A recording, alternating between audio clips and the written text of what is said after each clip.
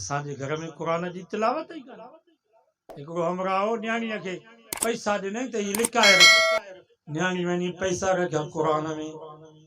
पीउ चयसि पुट क़ुरान मजीद में पैसा छो रखियई?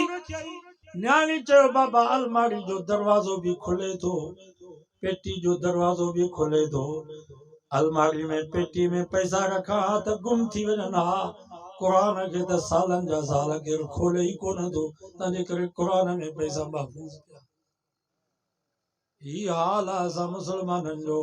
साल गुज़रियो क़ुरान मजीद ताक़त पियो आहे, दज़ चढ़ी वई आहे, झिड़कियुनि जूं मिठियूं क़ुरान ते पयूं आहिनि। न मर्द थो क़ुरान खे खोले, न औरत थी क़ुरान खे खोले। केॾो अचे असांजे घर में।